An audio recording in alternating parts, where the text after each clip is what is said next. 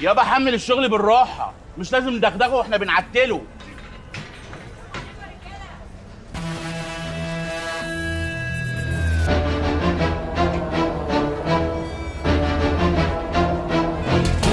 السلام عليكم. وعليكم السلام يا معلم. يومكم عادي. صباح الفل يا حماية. ايه الفلوس دي اللي على الصبح؟ ما تجيب حبة كده. ما كلها فلوسك يا فاروق. كويس انك عارف. صباح العسل يا فاروق. صباح الجمال يا معلم جباس. اهلا يا نوح. اهلا يا حبيبي. صباح الفل يا فاروق. عرفت ان الجرح خارج النهارده؟ انت ليه محسساني ان الحكاية دي مهمة قوي كده؟ ما يخرج بالسلامة. الجرح ده حبيب قلبي، نور عيني الجبس من ايام ما كنت بشتغل عنده. انا طالعه على مراتك.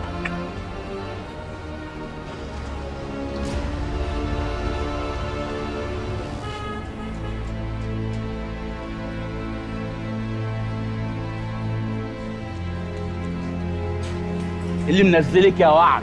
من الزهق نزلت اقعد معاكم في الورشه. هطق فوق يا نوح، ما انا متلقحه في البيت، مش بخرج ولا بتهبب من يوم ما اتجوزنا. يا دنيا، فيك الحاجات الصح مع الناس الغلط. أنا خايفة ياما من اللحوسة اللي عملها الجباس لجوز عمتي. ال3 سنين اللي قعدهم الجرح في السجن خلت تجارة المعلم رشدي تغرق. الجباس داسس مناخيره في كل مصيبة. الجرح لو عرف الدنيا هتقيد نار ومش هتهدى. وانت بقى قلقانه على جوزك ولا على الجرحي؟ تلم يا بت، بنتك بقى طولك وعلى وش جواز. هو أنا نطقت؟ أنا بقولك خايفة يخبطوا في بعض، أنت بالك بتنبطي عليا بالكلام كده ليه ياما؟ اسمعي يا بنت بطني، انا فهماكي كويس قوي وعارفه انك حاطه الجرح في دماغك السنين دي كلها، وهو لا عمره عبرك وراح اتجوز امنه. أمنة مين الصفرة المقشفة دي؟ ده أنا كنت مسميها أملة، دي خطفاه من فتحية. أنت هتألفي لي على مزاجك، السبتية كلها عارفة إنه كان بيحب فتحية، وهي لعبت عليه، وأبوها لعب على الحاج رشدي لحد ما جوزها له غصب عنه. ما هو لولا وسختك ما كانتش الدنيا وقعت في بعض.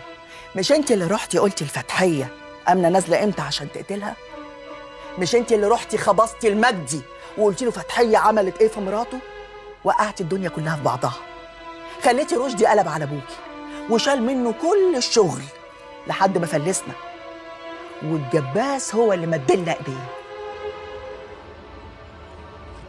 هو أنت أمي ولا عدوتي يا نافعة دباغ؟ امك يا حبيبتي، عشان كده بفوقك، بس انتي معميه بلهفتك الوسخه على الجرح. لولا غصبتوا عليا في جوازتي من المنايل اللي أنا معاشراه ده كان زماني مع الجرح. بأمارة ايه؟ ما انت لسه قايله انه كان بيحب فتحيه. اسمعي يا سماح، الجباس هو اللي مقوم بيتنا وتجارتنا على حيلهم. ابوكي ايدك منه والارض، واخوكي شخشخه لا بيهش ولا بينش. لولا الجباس كان زمان هدومنا اتباعت في المزاد وبنبات نشحت في الشارع. هو اللي وقف لما الغيلان اتلموا علينا، غيلان تاكل لحم الاوليه وتحلي بالقديسين. لمي نفسك ولمي لسانك عشان ما تضيعناش مرتين، مره زمان ومره دلوقتي يا بنت الهواري.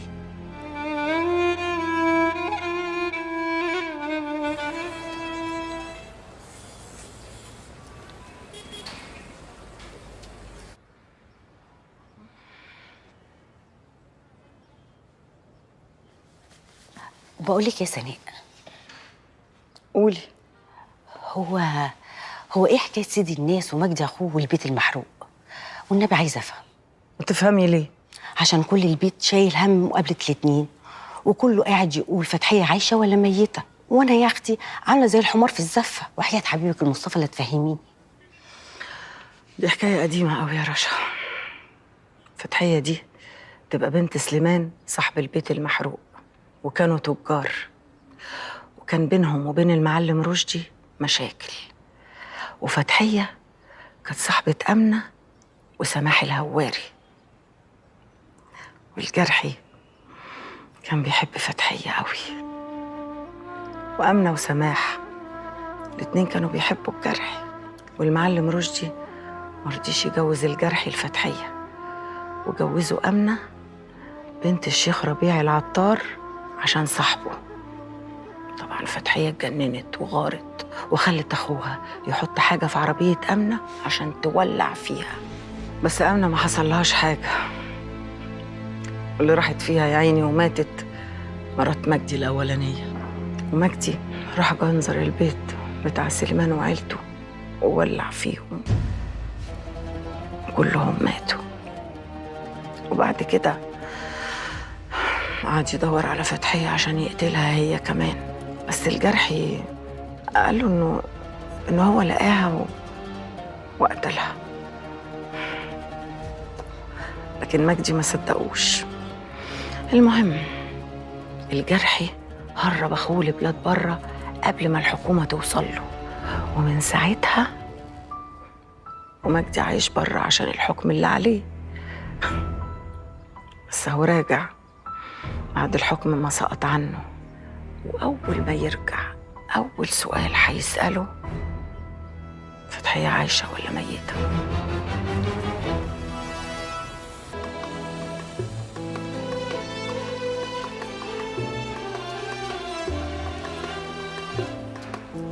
اوعى.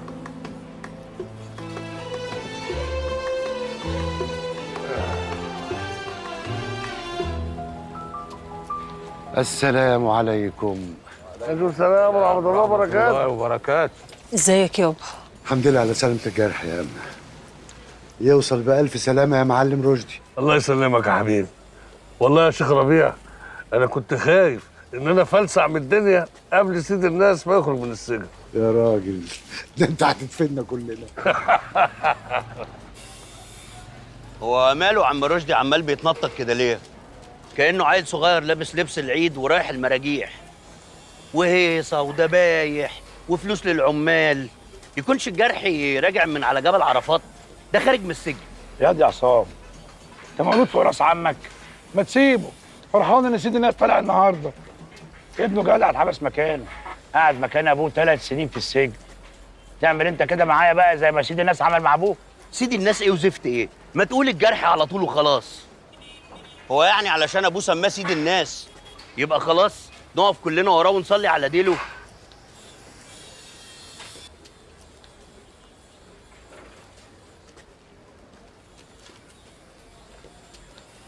ما جوز عمتي واقف صالب طوله زي عود الحديد اهو يابا.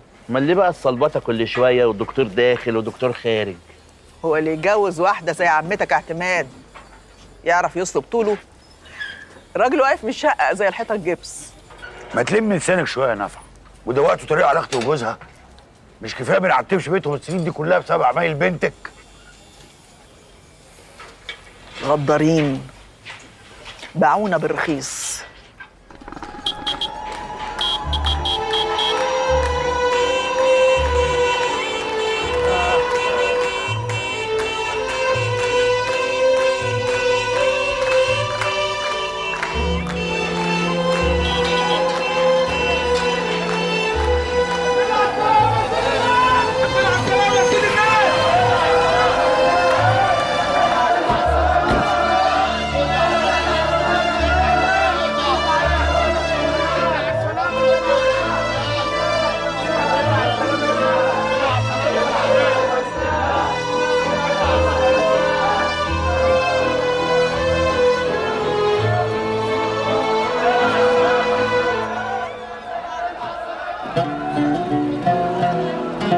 دلع على السلامة يا سيد الناس. ازيك يا قاضي ادم؟ وحشتني، عامل ايه؟ وانت قوي. الحمد لله على السلامة يا سيد الناس. ازيك يا عمي، عامل ايه؟ الحمد لله. ازيك يا قاضي عصام؟ بخير بخير طول ما انت بخير يا سيد الناس. سيد الناس رجع مكانه وحطته يابا. بركة انه رجع بالسلامة. كويس انك رجعت يا جرحي. الشغل من غيرك زفت، ومحفوظ ده حمار، وابوك المعلم رشدي حمار. الشغل من غيرك بايظ خالص. مفيش حضن طيب؟ لا مفيش حضن. ماشي. طب يلا تعالى يا حبيبي.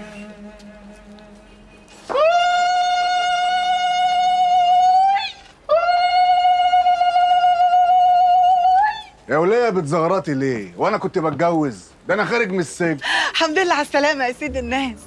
الحمد لله على السلامة. ازيك يا سناء؟ وحشتيني. انت اكتر. ازيك يا بت يا رشا؟ الحمد لله يا سيد الناس. ازيك يا عفيفي؟ الحمد لله على السلامة يا سيد الناس. وحشتني يا اخويا. الحمد لله على السلامة يا جرحي. عامل ايه؟ الحمد لله، ونرجو من الله أن تكون قد تعلمت من محنتك وتبت ورجعت كالطفل في كفنه. الطفل في كفني؟ هو الطفل مات؟ قتلت الطفل يا عفيفي. وحشتني. انت كمان. لا ما شاء الله عليك، طولتها حبتين. انا عايزها توصل لحد السره هنا. ها؟ دعواتك يا جرحي. ازيك يا زينب؟ بخير يا جرحي. ازيك يا ام شاهين؟ تسلم يا سيد الناس.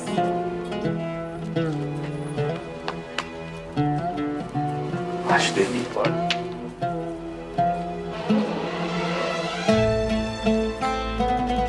ايه ده؟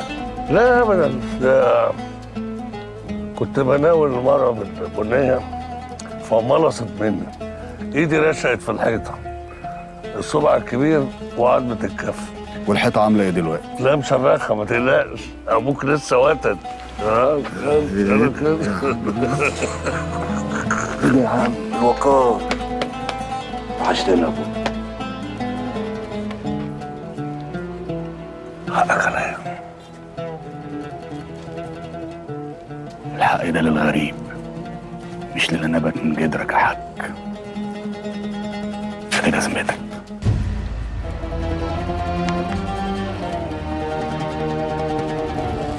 ازيك يا مرات ابويا؟ ازيك يا ابن جوزي كفارة؟ ازيك يا امنه؟ الحمد لله على سلامتك. وحشتيني.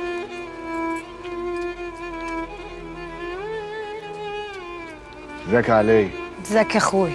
ازيك يا دكتور؟ الحمد لله على السلامة يا معلم جرحي. حماية. حبيبي. ازيك يا حاج؟ الحمد لله على السلامة يا حبيبي، ألف الحمد لله على السلامة.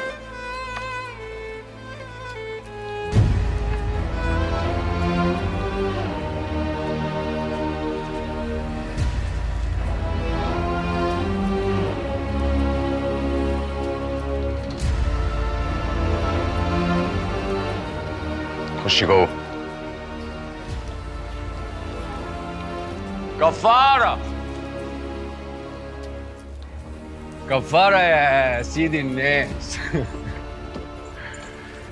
لا مؤاخذة يا اخويا، ما قدرتش اجي ازورك في السجن، اصل انا بتشائم من البدلة الزرقاء. هو حد قال لك ان الجرح ابو العباس كان بيبكي في محبسه عشان فاروق الجباس ما زاروش؟ ازيك يا فاروق؟ عامل ايه؟ ما تاكل فص. كل عشان تكبر. تعالى يا ابني، تعالى يا حبيبي، نورت بيتك. اتفضل يا ابني، تعالى.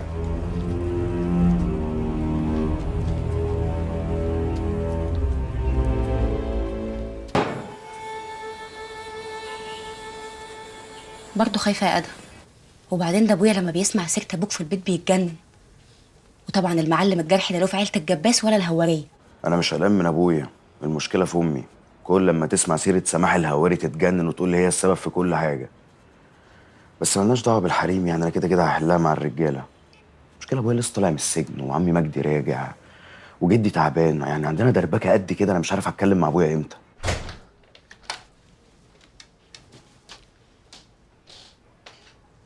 يا لهوي يا ماما خضتيني، فكرتك أبويا. يبقى بتكلمي أدهم؟ أيوه طبعا. يا بنت ما تبقيش خفيفة كده، اتقلي شوية، ما تخيبيش خيبة أمك. أتقل إيه؟ هو أنت يعني فاكراني قاعدة بتدلع؟ انتوا عندكم ايه تتكلموا في غير الدلع؟ هتتكلموا في الذرة يا روح أمك. لا، بنتكلم في البلاوي السوداء اللي بينا وبين عيلة أبو العباس. أنا خايفة قوي يا أبويا ما يوافقش على الجوازة. يا سميعة أبوكي، نكمل بعدين.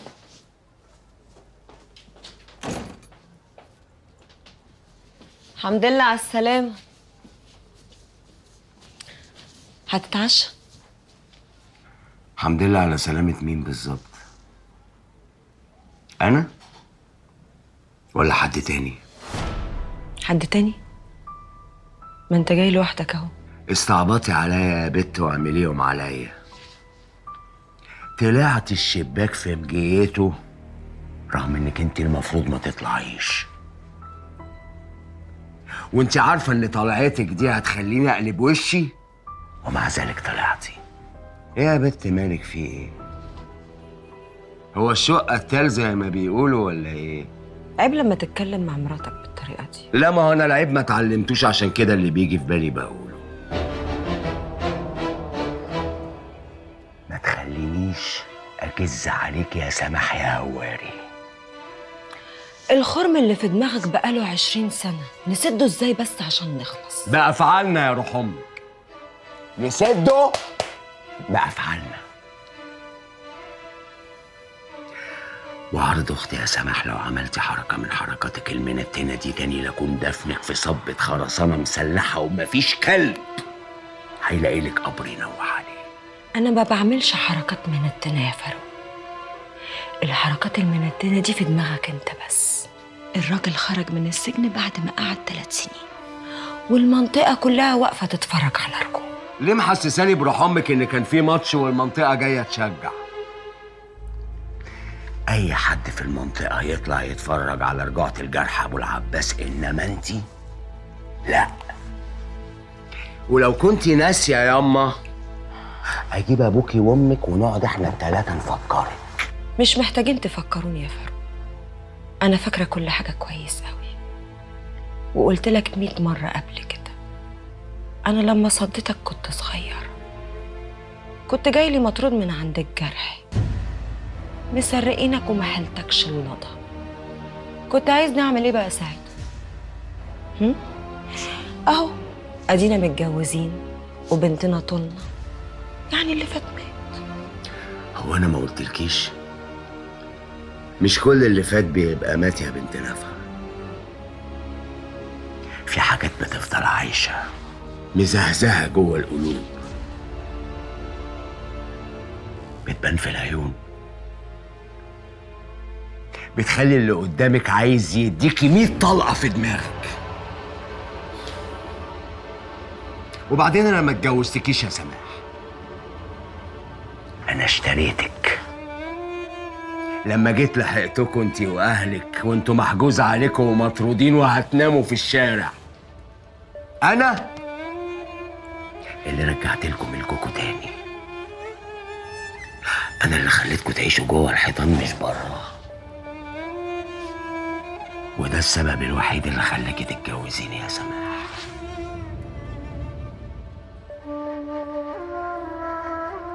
هو انت اتجوزت يا فاروق عشان تذلني؟ انت بتزهقش من المعايرة دي؟ ما بزهقش. يا سماح متجوزك عشان اذلك. دي فيها متعة، متعة بنت كلب.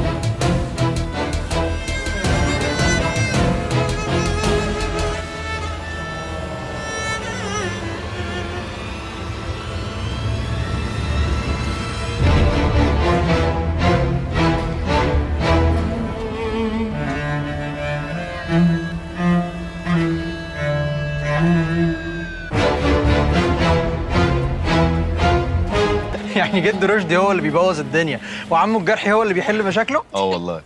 ده كتب على نفسه شيكات برقم غريب قوي عشان يعمل مصنع الحديد، وفي الاخر ابويا اتسجن بداله. جدكوا ده عكاك قوي بصراحه، ولولا ابويا كان زماننا كلنا بنشحت دلوقتي. والله يا ادهم انت بتضحك قوي. والله ما انا اللي بضحك، جدكوا هو اللي عمال يضحكنا بعمايله دي. يا شباب، صباح الفل يا سيدي الناس. صباح الفل يا حبيب ابوك. ازيك يا عم جرحي؟ صباح الخير. صباح الفل عليكم. انا مش فاهم ابوكوا بيخلف عيال حلوه كده ازاي. انا شويه كده وهاخد طريق وحنين ونخرج. تأمرني باي حاجه؟ خلي بالك على نفسك وعلى قرايبك، ها؟ ماشي بالوصيه؟ حصل يا سيدي الناس. 1 مخدرات لا. 2 خمره لا. 3 نسوان تمام عادي. الله ينور عليك. ماشي يا عم، خد بالك منهم. هتابعك على التليفون ترد. اقفش. تسلم يا سيدي الناس.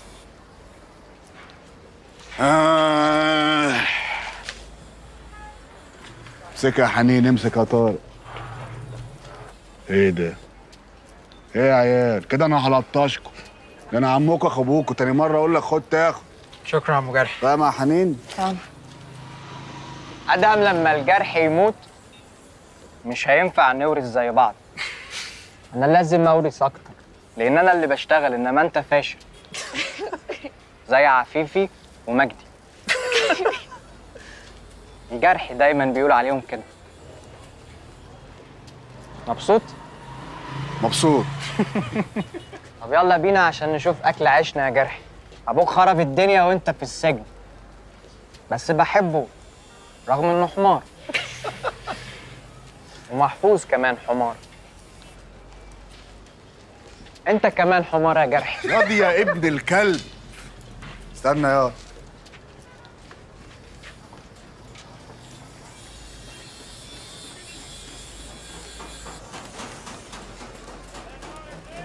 السلام عليكم. عليكم السلام ورحمه الله وبركاته. وايه اللي مطلع الدفاتر دي يا محفوظ بره؟ هو انت وعبد التواب بتسرقوني ولا ايه؟ الاستاذ مجدي هو اللي طالبها عشان يراجع الحسابات. قلت له نعرف سيد الناس الاول، بس استاذ مجدي زعل. مجدي راجع سخنان قوي على الشغل يا جرحي. ما هو مش هينفع الجرح يبقى عارف كل حاجه لوحده يا رجائي، ولا ايه؟ من حقك يا عم مجدي، بس الجرح نفسه محتاج يراجع. ياسر بيقول ان في لحوسه كتير في الشغل وابوك كان خاربها، وانا كنت بعيد. 3 سنين في السجن كتير يا مجدي.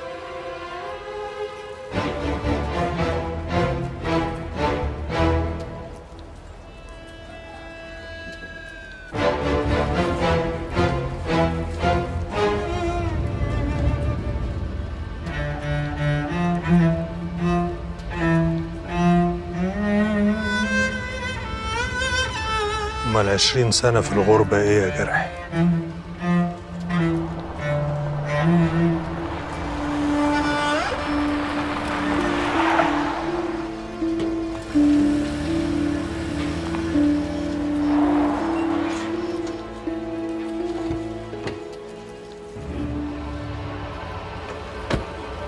يا صباح العسل على عيلة ابو العباس مجتمعين.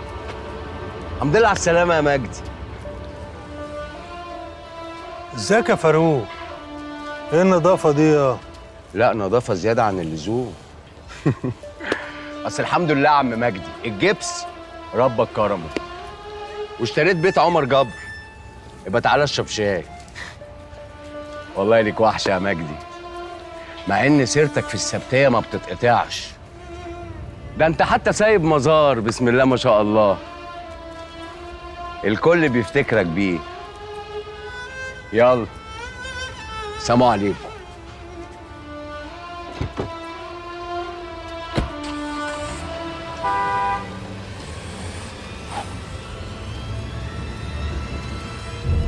هو الواد ده اتغنى ازاي كده؟ بلطجة اراضي وشغل وسخ. اتجوز سماح بنت خالك وخلف منها. يا امك ما قالتلكش ولا ايه؟ لا.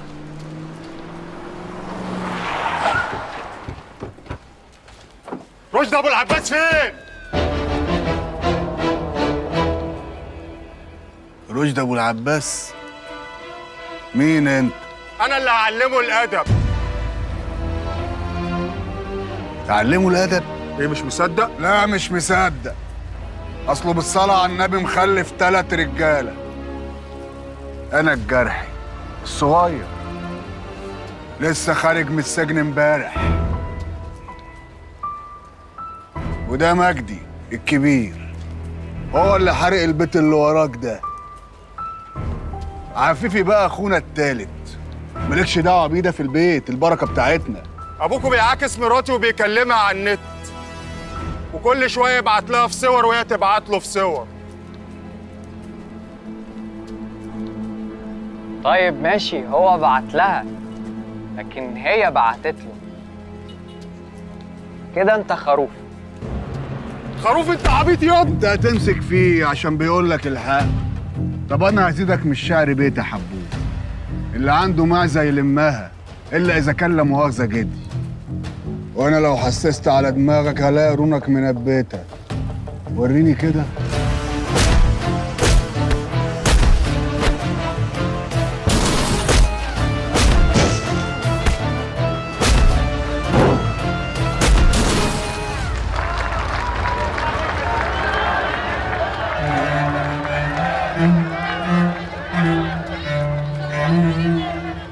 بس تموتوا في النوش. يلا يا جدعان، كل حي يروح لحال. يلا على لقمة العيش. يلا يا رجالة، دوروا الشغل دوروا الشغل.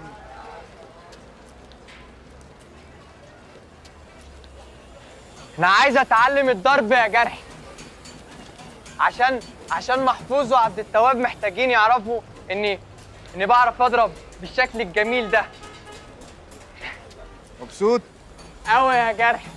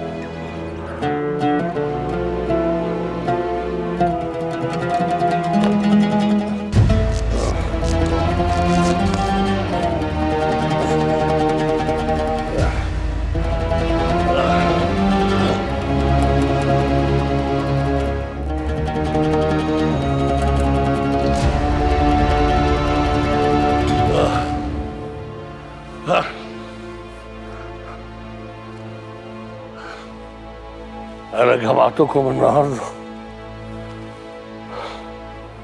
علشان اقول لكم حاجه واحده بس.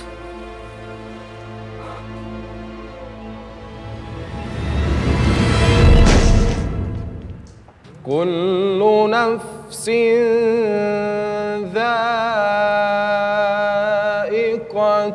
الموت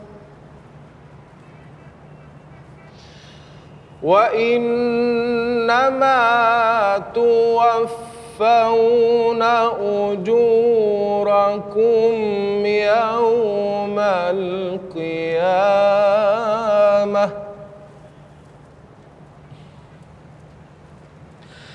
فمن زحزح عن النار وأدخل الجنة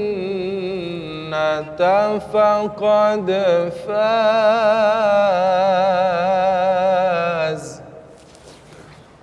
وما الحياة انت عارف الولد خميس الواد المجنون دوت طلعت مراته بقى ماشيه مع الواد اللي هو اتخانق معاه قبل كده وقفشوا ببعض ورفعوا بعض حته علقه بس انا مش هسيبها لهم. الواد دوت مراته عرفت ان هو عامل شركه معاه فقالت لك الله طب ما شارك انا كمان اتشارك. ده مين يا؟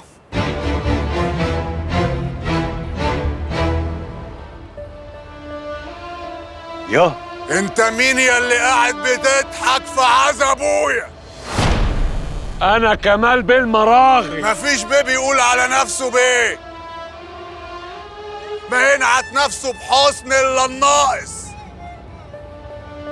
كمال المراغي ده كان حبيب قلب ابوك الله يرحمه يا جرحي. في حالك يا حبوب، اطلع بره وبقى خلي امك تفهمك ان العزا ليه اصول.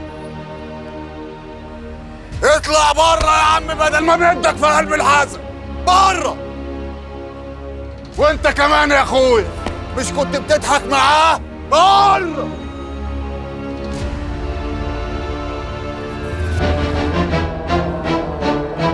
وانت يا جباس معاهم بره ولا قاعد؟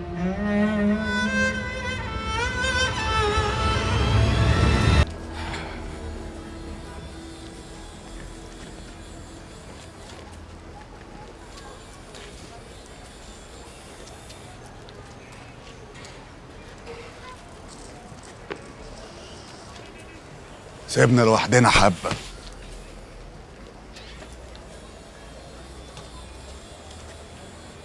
ايه الشغلانة اللي شبطت ابويا فيها وانا في السجن يا فاروق يا جباس؟ معقولة سيد الناس مش عارف المعلم رشدي كان بيعمل ايه وبيشتغل مع الجبس في ايه؟ فين الجرح بتاع زمان اللي كان بيعرف الحاجة من قبل ما تحصل؟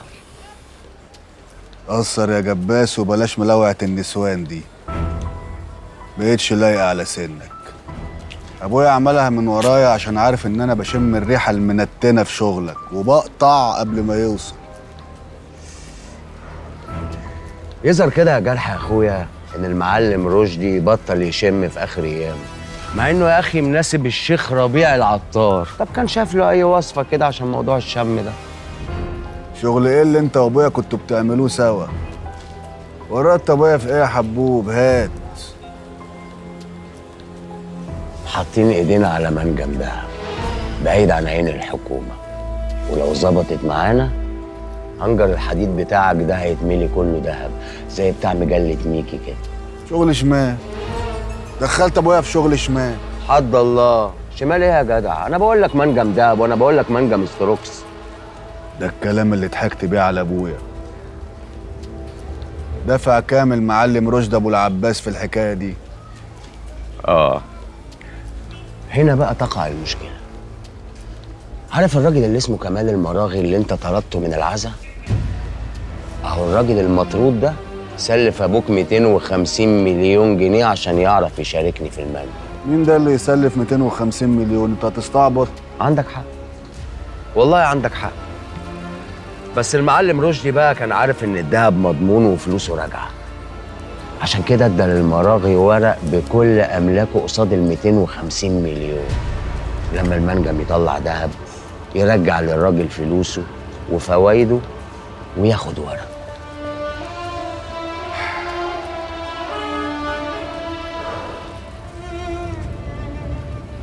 المنجم ده طلع منه ايه لحد دلوقتي؟ هو انا كنت لقيت ميت وما لطمتش؟ ادينا شغالين. بس صراحة الجبل بخلان علينا حبتين. ايه ده يا جرحي؟ عشان الموضوع ده لو خاب مننا تاريخ عيلة ابو العباس كله هيبقى تحت رحمة كمال المراغي. وده راجل رخم وما بيرحمش، يعني مش بعيد تلاقيه جه قاعد على مكتبك وشال صورة ابوك اللي ورا ظهرك منورة دي وحط صورته هو. ما بحبكش يا فاروق من ايام ما كنت شغال عندي. ولا انا بحبك يا جرحي من نفس الايام.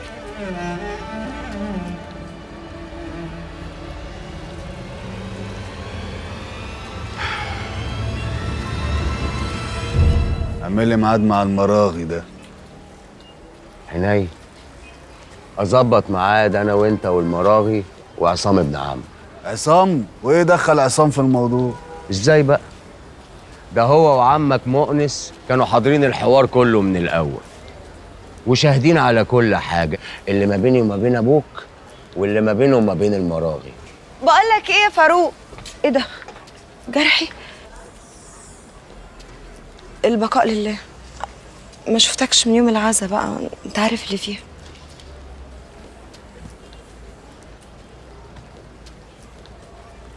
محدش يعزيك يا سماح. يبقى اعمل لي ميعاد مع المراغي ولغيني. هو ايه اللي انت عارف اللي فيها يا بت؟ ها؟ كان فيها ايه يا بت؟ يا فاروق ايه اللي نزلك من فوق يا سماح؟ انا كنت عايزه اقول لك عايزين نجيب نجار عشان دولاب البيت ميادة اتكسر. دولاب البت ميادة ده انا هعمل منه خشبة نقل موتى ورقاتك جواها. بتنزلي يا مره من غير اذني؟ ما قلتليش الكلام ده في التليفون ليه؟ ما انا حاولت اكلمك بس تليفونك ما بيجمعش. يا فاروق يا فاروق يا فاروق. دولاب ميادة يا زبالة يا واطية وعرض اختي يا سماح. لو ما مشيتي على الصراط لاخون دبح. حاضر يا اخويا. غوري.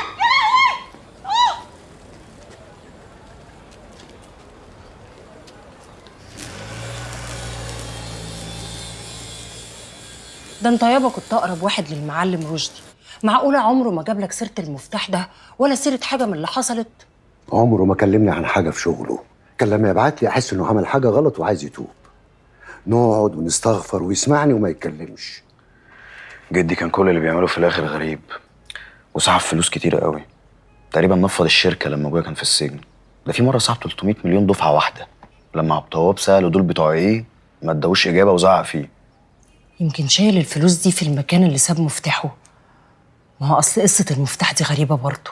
يعني هيشيلهم من البنك ويخبيهم ياما؟ دول كان زمانهم عملوا 300 مليون قدهم لو حسبنا الفوائد بس. الله يرحمه. قد ما انا زعلانه عليه بس ده سايب كارثه في الوصيه العجب اللي عاملها دي والحاله اللي سايب الكل فيها. انا بس مش صعبان عليا حد قد سيد الناس. بعد ما بنى كل ده ابوه ضيع كل حاجه وهو في السجن. ربنا يسامحك ويغفر لك يا رشدي. انا بس هموت واعرف المفتاح ده بتاع ايه. ما لو طلع كنز بجد مشاكل ابويا كلها هتتحل. يا ريت، لحسن انا مرعوبه على ابوك واكيد السوسه اللي اسمها اعتماد دي هتحقن الكل ضده.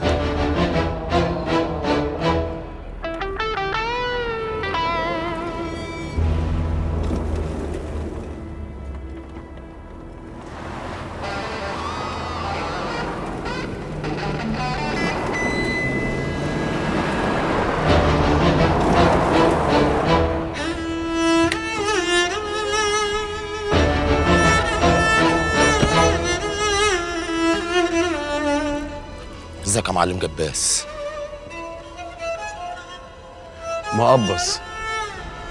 مقبض وحزين ومش هتنفرج اسارير امي غير لما المنجم ده يطلع زفت دهب عدل. عارف يا حسنين المنجم ده لو ما طلعش دهب وعرض اختي علق رقبتك على باب المنجم. لا يا معلم ان شاء الله هيطلع.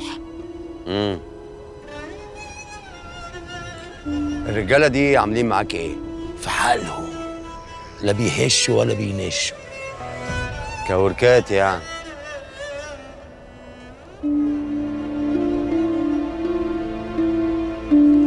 ازيكم يا رجال؟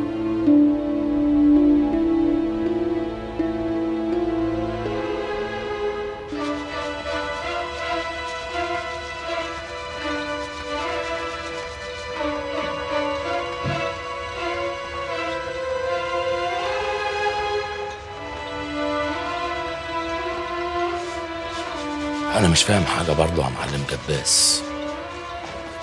انت ليه وافقت المعلم رشدي ان رجالته هو اللي يحموا المنجم وانت ما يبقاش ليك ولا راجل غير انا والعمال؟ عشان ياخد الامان، عشان ياخد الامان لحد الاخر. انما رجالته دول لما احب افحصهم هفحصهم في اي وقت.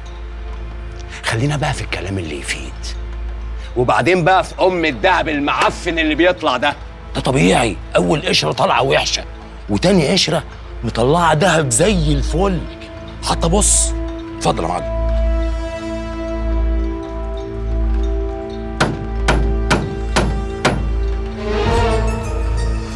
حتى بص، اللي جاي كله خير ورزق، بس الصبر. خير خير، بس انجز عشان التطويله بتخلي العسل يمرر الحل. نفسي اشوف واحد اصيل يبقى جنبنا لوامي. عمري يوم ما بكون بخيل وانتوا قمه في الطمع. اللي شاف غير اللي عاش صد بعضه لبلاش. حق كله عاوزه كاش، هقدر انه خلاص رجع.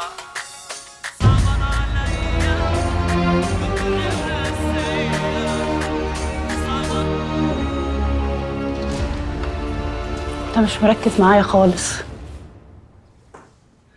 دماغك مشغولة في ايه يا جبس؟ وانت مالك ومال دماغي يا وعد؟ انت دورك هنا ملوش دعوه بالدماغ خالص. امال ليه دعوة بيا؟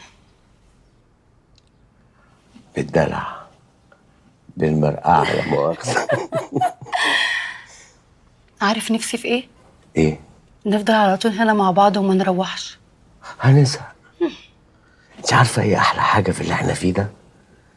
انه بيتاخد خطف. طعم السرقه يغلب الحلال. خدي الحكم من الجبس. يلا بقى انا هقوم امشي علشان عندي مشوار. تمشي تروح فين؟ انا ملحقتش اقعد معاك. يا بنت همادي بقى، معلش عندي شغل. وبعدين انتي تقلتي ايدك عليا حبتين النهارده. طب اعمل ايه؟ من ده كنت وحشني. طيب بالحق كنت هنسى. خدي ده حطيه في التلاجة وبيقفلي الشقة وروحي. ايه ده؟ ربع كيلو جوز الطيب.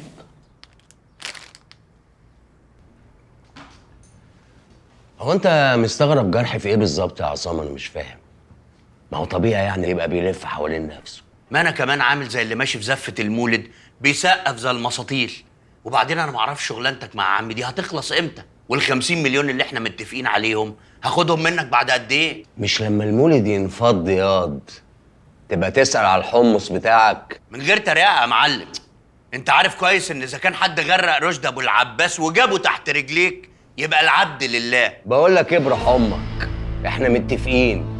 الشغلانه خلصت هديك فلوسك، ما خلصتش يبقى عوضي وعوضك على الله. ويلا بقى يا حبيبي من غير ما ترود هوينا. هات ده يلا عشان في كلمتين ما بيني وما بين المراغي مش عايزك تسمعهم. يلا يا حبيبي، يلا يا عم. ايه ده؟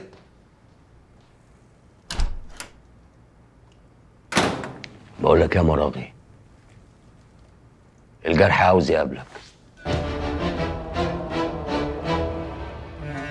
يقابلني انا ليه؟ وايه اللي يقابلني انا ليه؟ هو انت مخك ضلم زي الواد اللي غار ده ولا ايه؟ ما هو الجرح فاهم ان انت اللي مسلف ابوه الفلوس علشان يخش معايا في موضوع منجم الدهب. ما يعرفش ان انا اللي مديك الفلوس ال 250 مليون. فبديهي يعني يجي للراجل اللي مسلف ابوه عشان يشوف معاه طريقه للحل. وانا هرد اقول له ايه يعني؟ هو انت لو مسلف فلوس لحد هترد عليه تقول له ايه؟ اصبر عليا مثلا؟ ده ايه اللي مخخل الواحد مفرهد نفسه وسطيها دي؟ هتقول له يا تجيب الفلوس يا اما محلاتك بتجارتك هاخدها. ولو ما جابش الفلوس المحلات بقت ملكك، وانا اساسا مش ناوي انولهم مليم واحد من فلوس الذهب ده. ماشي يا معلم. كان في حاجه كده قصدك فيها. محتاج 400,000 جنيه، مزنوق على الاخر. ماشي، هبعت لك 200,000 تمشي نفسك بيهم وبعدين نتكلم. ما تبقاش طماع يا كمال. لما تخلص الشغلانه هبقى اديك اللي اتفقنا عليه ومن غير زن. بقول لك يا معلم، انت بتعمل في العيله دي كده ليه؟ خليك في كوزك يا كمال، خليك في كوزك، عشان جبس ما بيحبش الناس الحشوره.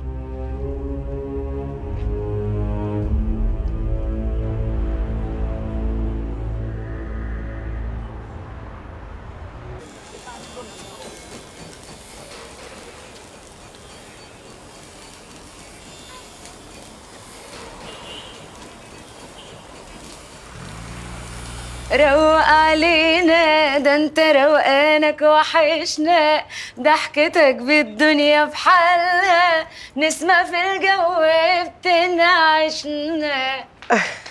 برافو برافو زينب، صوتك جميل جدا and the dancing is amazing. عارفه يا اختي، بس عفيفي كابتني وكابس على مراوحي، ولا غني ولا ارقص، ده انا حتى ما برقص له بيسمعني كلمتين. انت فعلا ممكن تكوني مغنيه، بس الرقص مش قوي. هو انت شايفاني نازله شارع الهرم يا حنين اغني؟ بس ان شاء الله بالنقاب يا ستي، عايزه اغني. انا مش فاهمه ازاي واحد يقف ضد موهبه مراته. you need to talk to him يا زينب، يعني لازم تطلبي حقك. مش معقول كمان، يعني احنا مش في سنه 30. مع عفيفي يا اختي احنا قبل سنه 30. ده كان عامل لي البحر طحينه. قبل ما اتجوزه كنت بغني في مطعم كبير، مطعم محترم مش كباريه، كان بتجيله ناس محترمين جدا. كان بيجي ويقعد يتفرج عليا وانا بغني. دخل عليا وقال لي بعمل محطه وتجوزيني واخليكي نجمه. ومن ساعتها قاعده بقالي 4 سنين ما بين 4 حيطان. خروجتي الوحيده البلكونه، بقعد فيها بالساعات وشي في وش البيت المحروق اللي قدامنا ده. صحيح، هو ايه حكايه البيت المحروق ده يا زينب؟ I was about to ask. هو ايه موضوع البيت ده؟ يعني شكله محروق بقاله سنين. فين صحابه؟ ليه ما هدهوش ورجعوا بنوه تاني؟ يعني بدل ما هم سايبينه كده شكله كئيب. انتوا بتسألوا بجد ولا بتشتغلوني؟ بنشتغلك؟ لا بنسأل بجد طبعا. يعني مجدي ما جابلكيش سيرة خالص عن البيت ده؟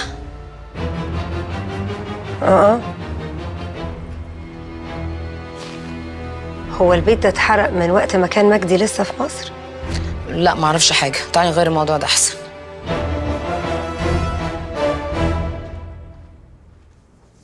ايه يا وعد؟ ايه؟ قلت لي ادخل جوه وجايه لك وحلقتيلي. مفرهدة، مش قادرة على اللي انت عايزه.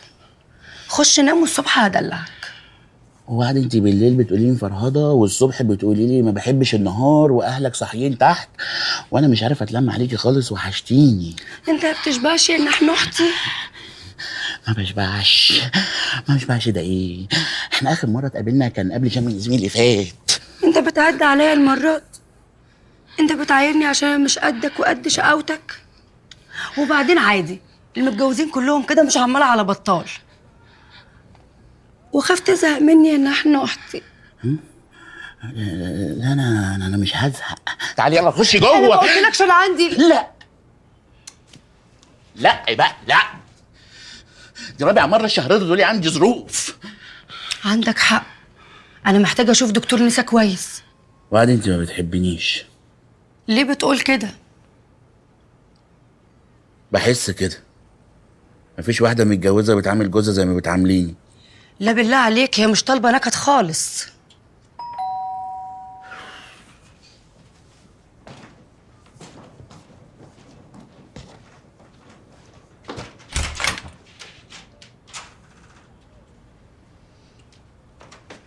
ازيك يا نوح؟ كان نفسي اقول لك اتفضل، بس على ما جيت اقولها لك لقيتك وصلت لنص الصاله. خير يا معلم، في حاجه؟ جريالة، هو لازم يبقى في حاجة علشان اجي ادخل شقتي؟ الا مش كل ده ملكي برضو ولا ايه؟ طبعا ملك. امال نوح ما يقصدش يا معلم، ده بيتك وتيجي في اي وقت. وانت كمان دبش يا نوح، ايه اللي لقيتك في وسط الصاله؟ حقك عليا يا جوز اختي، ربنا يخليك لينا. عموما انا مش جاي لك انت، انا جاي للبت وعد. اوامر يا معلم، في ايه؟ بقول لك ايه، انت مش كنتي قلتي لي قبل كده ان زينب مرات عفيف ابو العباس كانت صاحبتك ايام المدرسه؟ كنا اصحاب. انا عاوزك ترجعي الصحوبيه دي على الاخر، وانسي بقى اللي ما بين اعتماد ونفع الدباغ، ما يخصناش احنا شغل النسوان ده. زينب تبقى صاحبتك. حاضر.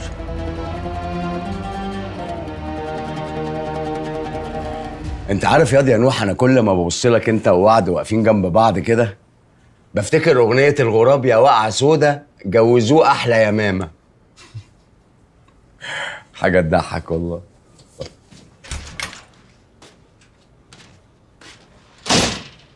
انا عمري ما حبيت الجدع ده.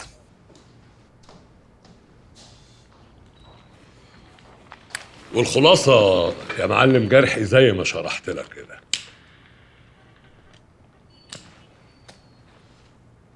تجيب ال 250 مليون جنيه وعليهم الفايدة 25%، تاخد ورق الرهن. لو لا قدر الله ما دفعتهمش هتبقى المحلات بتجارتك كلها ملكي. شوف يا حبوب، سيبك من كل الكلام اللي بتقوله ده وركز معايا في كام سؤال.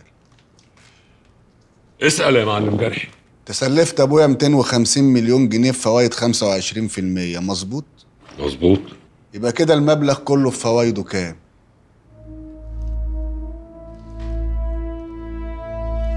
مش مركز في الحسبة، مش فاكر المبلغ بالفايدة بالظبط. احسب 25% على 250 مليون. مش حاسب فايدة فلوس مسلفها؟ ده كلام هلاهيل مش كلام معلمين.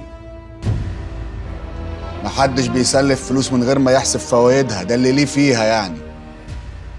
25% على 250 مليون يعملوا في السنة 62.5 مليون، يعني في السنتين يعملوا 125 مليون جنيه.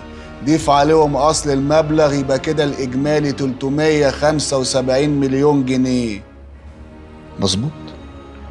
مظبوط يا جرحي. وعلى كلامك انت يا عم جباس، شغلانه منجم الدهب اللي ابويا دخل معاك فيها دي بتكسب 800 مليون جنيه، يعني اللي حط 250 مليون كسب فوقيهم 550 مليون جنيه، مع ان ده كلام كوحيل. ازاي بقى يا كمال بيه يا مراغي توافق بمكسب 125 مليون جنيه وتسيب 550 مليون جنيه؟ يبقى ده حوار نكش بتاع ناس بتستهبل.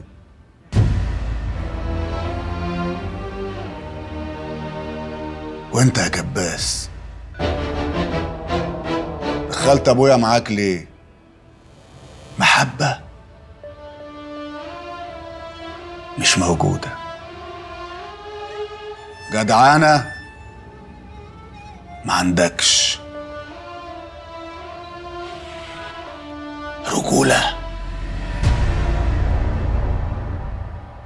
ده حوار بينك وبين نفسك ما يخصنيش. ولا يكونش جالك هاتف في المنام قال لك قوم يا جباس يا طيب يا حنين روح كسب عمك رشدي؟ يعني انا غلطان اني حبيت اوجب مع الحاج رشدي؟ لعلمك انا كنت واقف في ظهره لحد الاخر، وعصام ابن عمك عارف الفيلم كله وهو اللي متوسط فيه. بقول لك ايه يا جرحي، انت جاي تحل ولا جاي تطلعنا ولا الجزمه؟ انت كده كده ابن جزمه من غير ما اعمل اي مجهود. انا لا عاش ولا كان اللي يتكلم معايا كده. امك على اللي جابتها. عاش وكان واسمه الجرح ابو العباس وقاعد قدامك حاطط عينه في عين امك. هتكتر وعد من الراجل لمرة. هبعت ال 375 مليون جنيه بتوعك للورثه.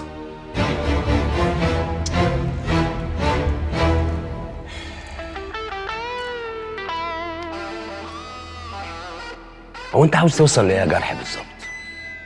ايه؟ ما قعدنا ونصيب لنا محكمة ومعاملنا كأننا حجر شيشة ونازل فينا رص، ايه؟ ما الهداوة حلوة وبتحل، وفتحة الصدر دي على فكرة الكل قادر عليها.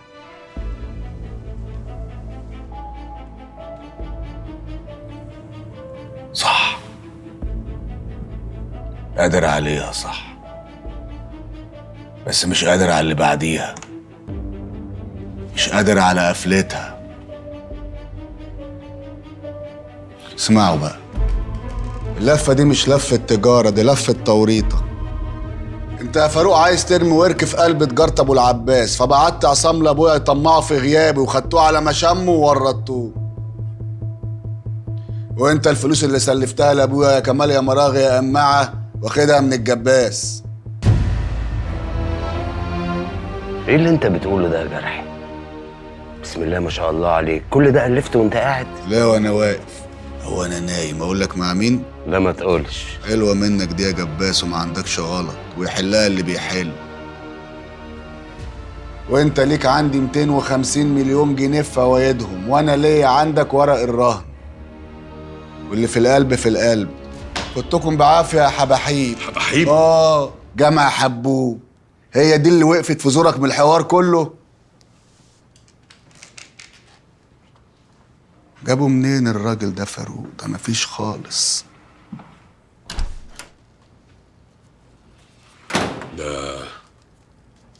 ده فاهم كل حاجة، زي ما يكون كان بيسجل لنا واحنا بنتكلم. حتى لو فاهم هيعمل ايه يعني؟ ابوه تقلها عليه قوي، مش هيعرف يشيلها، ولو عافر ورفعها ظهره هيتقطم، وده عز الطلب ومنى عين الجبس. ماشي يا جرحي.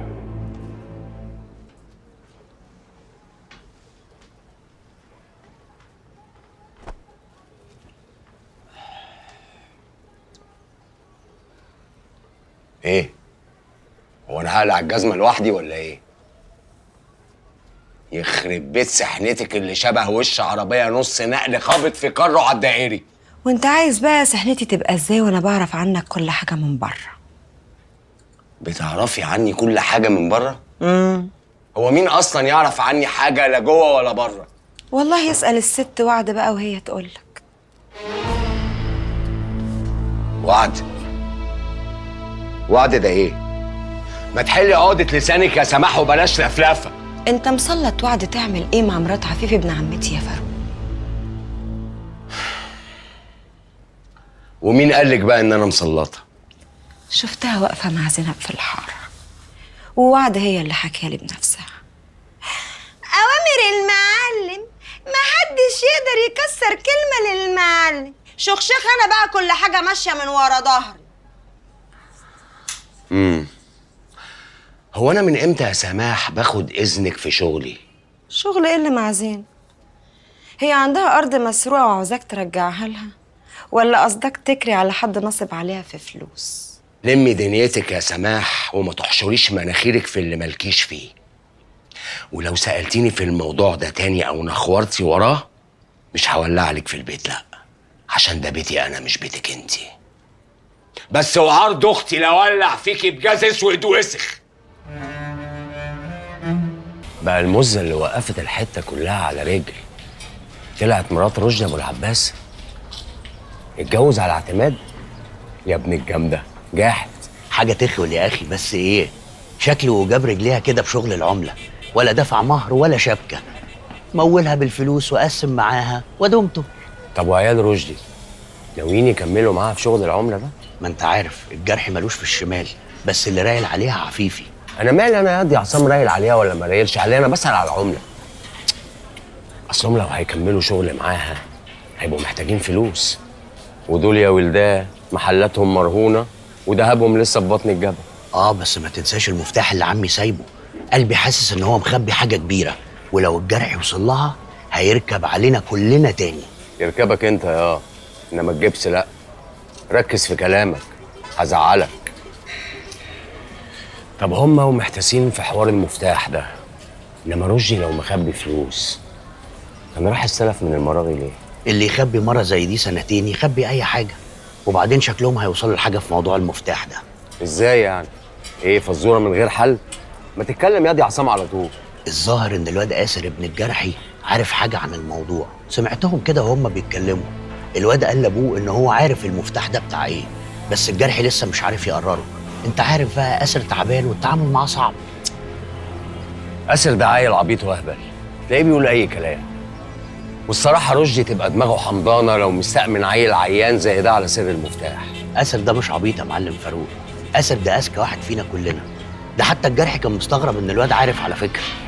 بس يا خوفي لا يوصلوا لحاجة وكل اللي احنا بنرتب له ده يبقى بخ. بص هو الكلام ده مع الشش جوه نافوخي، بس لازم نتحوط، ولازم برضك نبقى جاهزين لمفاجآت رشدي اللي ما بتخلصش. عمك ده كان عجيب يا دي عصام، ما تفهملوش بقى هو جد ولا هلس، واعي ومركز ولا مهفوف. إن جيت للحق وبرغم إن أنت عارف إن أنا ماليش في الجرحي، بس عمي رشدي ده كان راجل أهبل، واللي عمل كل حاجة من الأول هو الجرحي، واللي سايق من يوم ما وعيت على الدنيا هو سيد الناس. اوعى تستقل بدماغه عشان سم.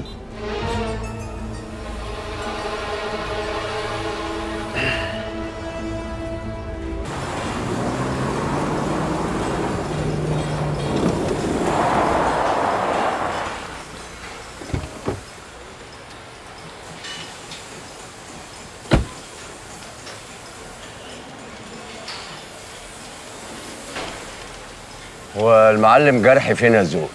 وراك يا ريس اهو.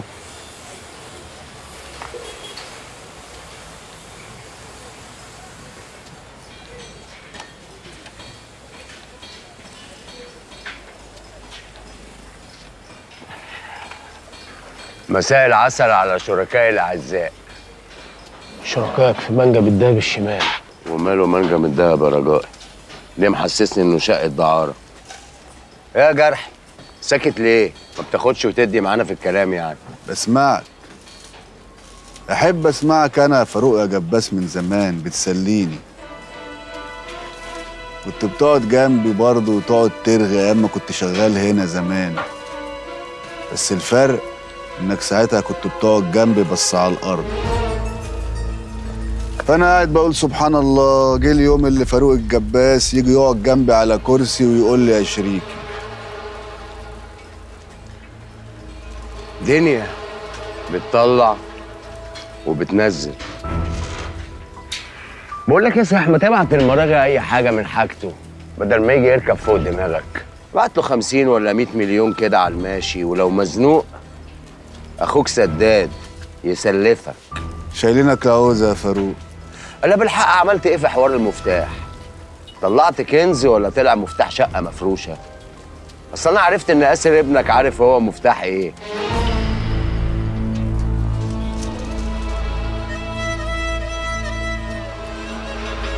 بقول لك ايه، مش ناوي تروح المنجم تبص بصه كده؟ مالك ده برضه؟ لا مش ناوي، مستأمنك. بقول لك ايه يا فاروق يا جباس، ما تحل. اصل انا وابن عمي بنتكلم في امور عائليه، واحنا ما نحبش نتكلم قدام حد غريب، بنستحي. قصده طرقنا يعني.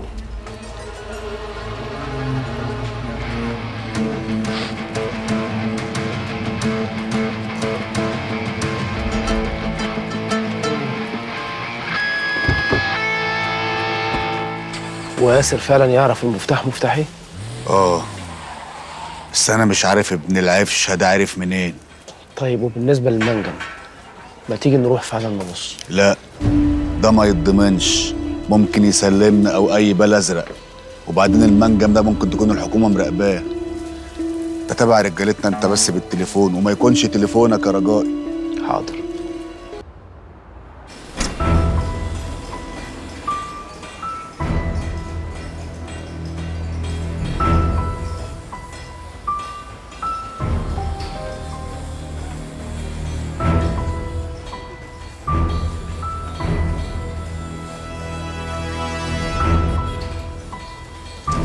انت حكيت لامي على موضوع ميادة؟ انا كنت بتكلم عادي يعني. عادي؟ انت مش راجل يالا. طارق لا حول ولا قوة إلا بالله. طارق لا حول ولا قوة إلا بالله. لا حول ولا قوة إلا بالله. لا حول ولا قوة إلا بالله. اهدى اهدى اهدى. ايه اللي حصل؟ بتضربوا بعض ليه؟ بضربه عشان مش راجل. راجل غصب عنك. في ايه يا طارق؟ في انه زعلان اني قلت لمامته انه مصاحب ميادة بنت الكباس.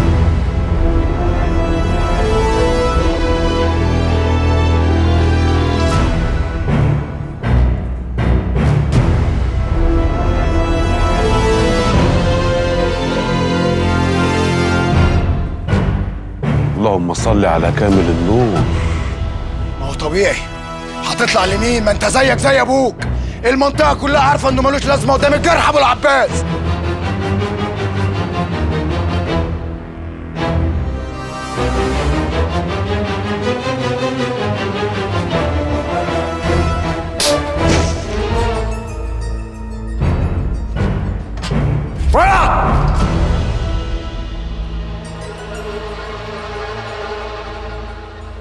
مش هيدخل البيت.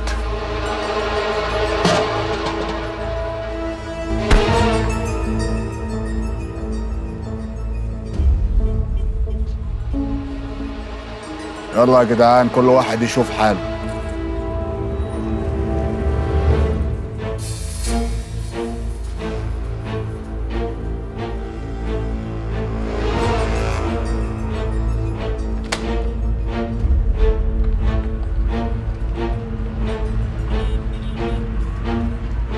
خشوا جوه.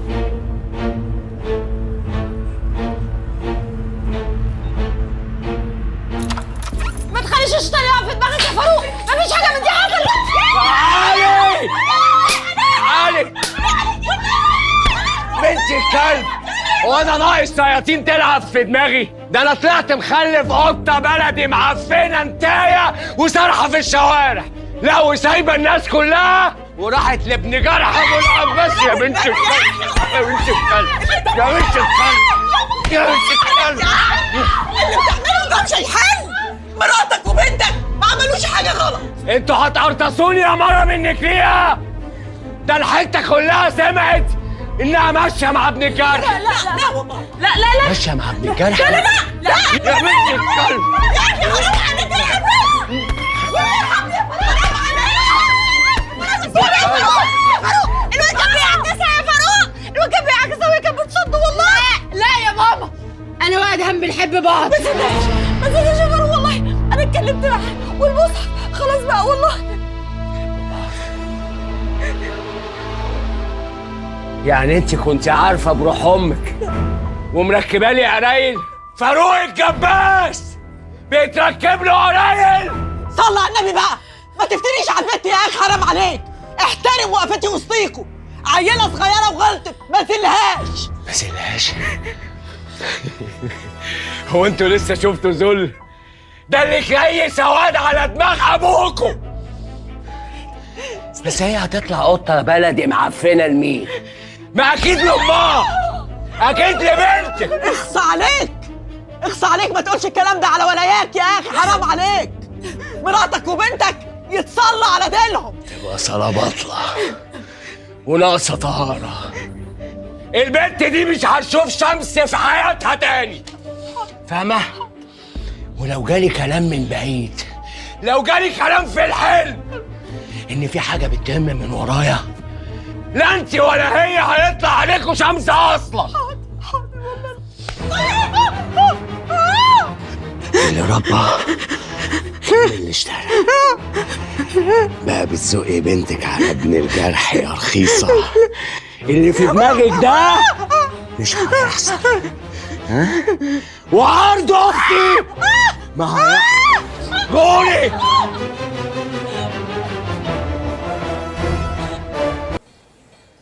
قوم يا شفيق، الكبير اللي بجد بتاع عيلة ابو العباس وصل. طب وعرض اختي شايف هبة المعلم رشدي في طلتك؟ غيرش بس الزمن الملوح اللي بيركب عيال صغيرين على المعلمين الكبار. ولما انت شايفني كبير عيلة ابو العباس بجد، بعت لي مرسال يقول لي انك عاوزني في مكتبك. طب انت يرضيك الواد ادهم ابن الجرح مرمط اسم بنتي في المنطقه كلها، وتاني يوم الناس يشوفوني جاي لكم البيت ولا المحل، طب الناس هتقول ايه؟ جاي يتحايل عليكم عشان تستروا على البيت؟ كأن في ما بينهم حاجه بطاله؟ ده انا بقى قليل قوي لو عملت كده. هبلعها المرة دي عشان اعديها يا فاروق، وعشان عارف ان كبير جيت. كمان اللي انا عاوزك فيه مش عاوز الجرح يشم خبر عنه. الصراحه الجرح سخن وما بيكبرش لحد، وفاكك صواميل الحكايه خالص مع المراغي. وانا عارف كمان ان انت وهو مش عالظبطه اليومين دول مع بعض، ومش عاوز بقى يقعد يقول لك انا سيد الناس وانا اللي بمشي الحكايه ويصغركوا في الاخر. بقول لك يا فاروق، من غير ما تقعد تودي وتجيب، قول اللي انت عايزه على طول. اللي انا اعرفه ان انتم مسوحيننا في موضوع الذهب، وكل يوم كلام وروايات، وشكلك كده النية على وساخة وترقيد، والكلام ده لا هيوكل ولا هيشرب. وبلاش عيال ابو العباس عشان زومتهم وحشة. شفت؟ اديك فاهم الموضوع غلط. ما هو ده اللي انا كنت مشيع لك علشانه. انا كنت متأكد ان الجرح هيحكي لك الحكاية بالشقلوب، والصراحة بقى الجرح سايق الموضوع غلط خالص، وقافش على المراغي والاتنين ما يستووش في حلة واحدة، كأنه سارق منه سريقة، مع ان وعرض اختي المراغي كان مع ابوك واقف وقفة اخوات. فما فيهاش حاجة بقى لو بطلنا الكبر وتطينا شوية وندي للراجل حاجته. ما فيهاش حاجة يا مجدي لما الواحد يطاطي شوية عشان يمشي مصلحته. ونطاطي ليه من اساسه؟ الموضوع باين، الدهب يطلع، نخلص الرهن، وكل حي يروح لحاله. طب ولو الدهب ما طلعش؟ ولو حصلت اي مشكلة لا قدر الله؟ المراغي يعرف كتير، ومش عاوزين بدل ما ناكل الشهد ناكل كلنا فول نابت في ابو زعبل. لو حصل حاجة مش هنرحم حد. وفي حاجة مهمة قوي لازم تبقى عارفها يا فاروق، وقت المصايب هتلاقي بيت ابو العباس كله في ظهر بعض، ومش هتفرق مين شايل من مين. إياك تلعب معانا في حوار المنجم. ما المنجم قدامكم اهو يا اخويا، ورجالة ابوك كلهم هناك، ما تسألوهم على اللي طالع. الحكاية عطلانة يا مجدي، واللي طالع مش مجازي ومش مغطي الدين اللي عليك والورق اللي معاه يبيعكوا أملاككوا كلها. فخلصوا معاه الموضوع وادوله فلوسه، ونقعد احنا بقى نستنى الدهب لما يطلع. وبدل ما تتني وتتفرد عليا وتقول لي عيال ابو العباس وبيت ابو العباس، ادفع، سدد، حل المراغي من على راسكم. ولا انتوا مفلسين يا عيال رشدي؟ انت يا جباس صحيح بقى عندك عز وجاه وفلوس، بس باين قوي ان انت لسه زي ما انت ما اتغيرتش، لابس لبس معلمين وعامل نفسك بتتكلم زي المعلمين، بس اللي جواك لسه صبي. حاسب على كلامك يا مجدي. انا مش فاروق الجباس اللي كنت شغال عند المعلم رشدي، لا فوق. انا مش فاروق اللي كنت تعرفه زمان. انا بقى مجدي اللي انت كنت تعرفه زمان، اللي هرب 20 سنة، اللي حرق البيت اللي في وشك ده بناسه. وفر نصايح الصبيان دي لنفسك يا جباس، واوعى مخك يكون هيوديك في انك هتسرقنا في موضوع الدهب وهنسيبك. مشي الحكاية صح يا فاروق، خاوينا بدل ما تعادينا تربح. انا بالحق يا مجدي عشان كان في سؤال كده، اصل بسمع الحكاية دي كتير. هو صحيح ان الجرحي مخبي فتحية؟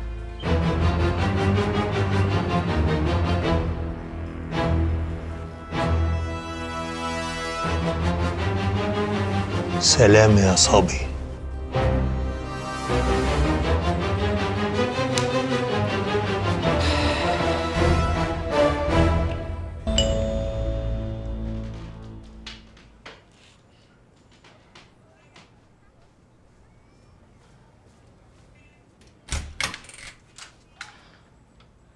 السلام عليكم. خير يا ادهم، في ايه؟ خير ان شاء الله. عايز المعلم فاروق. ليه بس يا ادهم؟ مش عايزين قصايد دلوقتي، امشي بقى وكفاك مواضيع. انا مش همشي. عايز المعلم فاروق في كلمتين مهمين. مين يا سماح؟ معلم فاروق، عايزك في كلمتين.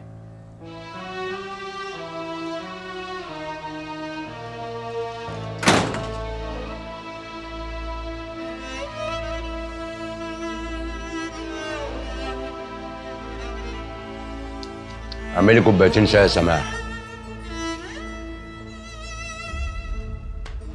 تعال.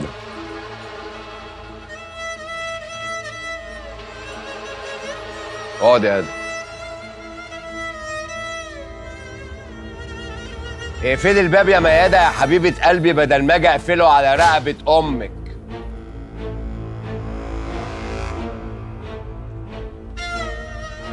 خير يا ابن الغالي. ابويا علمني ان الراجل يقف في الوش وما يجريش في عركه حتى لو على موته. غلطان ابوك في اللي علمهولك، عشان ساعات الجري بيبقى حلال. في خناقات لو وقفت فيها تبقى بتنتحر، والانتحار حرام. يبقى الجري حلال ولا لا؟ كمل يا ادم. ابويا برضه علمني ان الراجل لو غلط يقول ان هو غلط وما يتكسفش. هو انت يا ابني جاي تحكي لي على كل اللي علمهولك ابوك؟ ما انتوا احرار مع بعض، اب وبيعلم ابنه. دخل اللي خلفتني ايه؟ انا ما غلطتش يا معلم فاروق لما حبيت ميادة، ولا ميادة غلطت انها حبتني. احنا ملناش دخل في اللي بين بيتنا وبيتكم. وانا لما حبيت ميادة ولا كنت بلعب ولا بتسلى، انا نيتي كانت كلها خير. طب في كل اللي علمهولك ابوك ما جابش سيرة انك لما تقول لحد انا وبنتك بنحب بعض انه ممكن يرزعك طلقتين في دماغك عادي؟ ما تنقي الكلام يا ابن الجرح وتظبطه كده عشان ما تغيبش مني وتهب واعمل النايبه معاك دلوقتي. انت لو سمعت مني بقيه الكلام هتعرف ان انا جاي لك في العدل، والحوار ولا هيبقى فيه نايبه ولا غيرها. هات من الاخر يا ادم، جاي لي ليه؟ انا عايز اتجوز ميادة. ليه؟ ما بتردش ليه؟ ما انت بتتكلم يا ابني. اقطعك يعني وانت في بيتي؟ ما يصحش. كمل يا ادم. لا انا خلصت. يعني اتكلم انا؟ يا ريت. طب صلي على سيدك النبي يا عم ادم. عليه افضل الصلاه والسلام. عليه الصلاه والسلام. احكي لك في الاول قصه قصيره كده. زمان وانا قدك رحت الوكاله عشان اجيب غيار داخلي، عشان الغيار بتاعي اتسرق من على الحبل وهو منشور. رحت وانا لابس البنطلون من غير غيار، ما انا ما كانش حيلتي غيره. المهم رحت للراجل في المحل وقلت له عاوز غيار. قال لي عايزه من ابو كام؟ انا بيني وبينك وقتها الفقر كان بيخاف مني لافقره. قلت له عاوز ارخص حاجه. نصحني الراجل ده نصيحه عمري ما عرفت انساها. قال لي لا يا ابني، استخسر في اي حاجه الا في الغيار الداخلي. وبعدين ايه؟ عملت ايه؟ في الغيار الداخلي؟ جبته ولبسته وانبسطت بيه وهو انبسط بيا. انا مش فاهم انت بتحكي لي القصه دي ليه؟ ايه دخلها باللي احنا بنحكي فيه؟ لا ليها دخل كبير قوي يا عم ادهم. نصيحة الراجل ليا دي معناها ايه؟ ان كل حد بيشوف اللي بيبيعه اهم حاجة. يعني بتاع الغيار الداخلي ده لو كان بتاع كوالين كان قال لي لا يا ابني استخسر في اي حاجة الا الكالون، ولو كان بتاع مراتب كان قال نفس الكلمتين على المرتبة. المهم عندك مش مهم عندي. قلبك يخصك، لكن بالنسبة لي أهميته في أهمية الغيار الداخلي بالظبط. طب وقلب بنتك؟ لا، قلب بنتي أكيد أغلى من الغيار الداخلي، وده اللي هيشجعني في اللي هقوله لك دلوقتي. بص يابا، دخلتك عليا لوحدك بطولك كده تقل. ده لو انت فاكر انها هتزود ولا حاجة.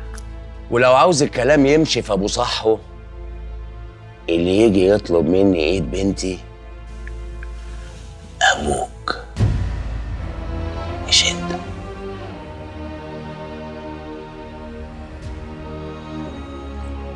تمام يا معلم فاروق، ابويا هيجي يطلب ايد ميادة منك. وهو كذلك ينور. ولو عوزت تشتري غيارات داخليه حلوه وتعيش وسعرها رخيص، ابقى قول لي وانا ابعت لك عنوان الراجل اللي بجيب منه بتاع الوكاله على الواتس. امين، حاجته حلوه، بجيب منه لحد دلوقتي. نورت يا ادهم.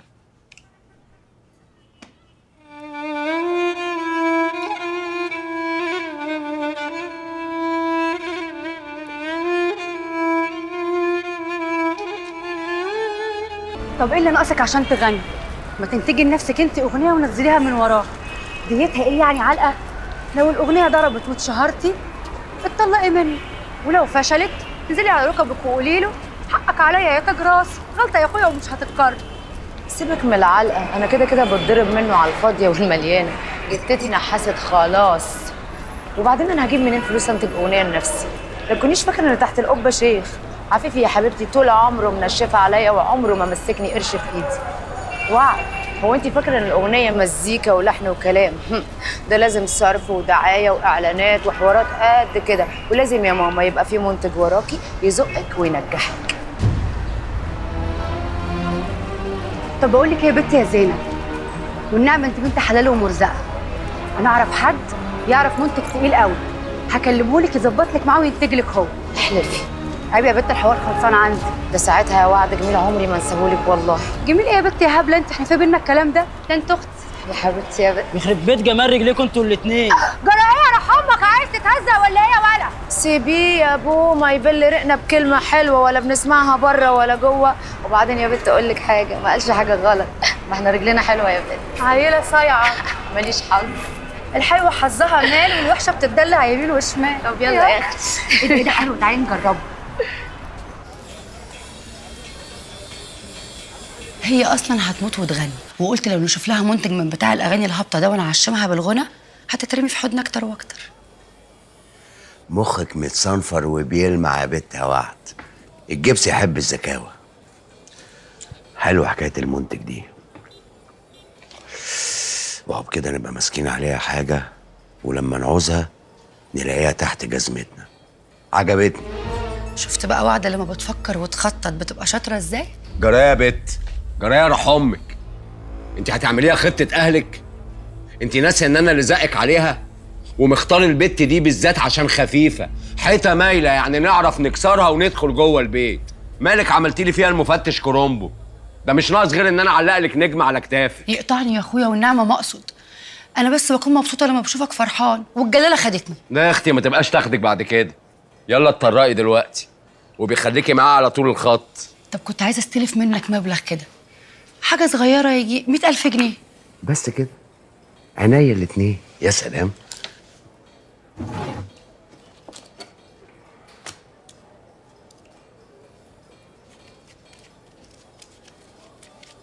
حتة الأرض عجبتني وخدتها. واسمع يا أبو صلاح، أي حد يفكر يحلو على الجبس هزعله. واقفل بقى أبو صلاح علشان في واحد عزيز عليا دخل ومأخر كلمة سلام عليكم لحد ما أخلص المكالمة. سلام. قفلت؟ سلام عليكم. وعليكم السلام ورحمة الله وبركاته. اتفضل.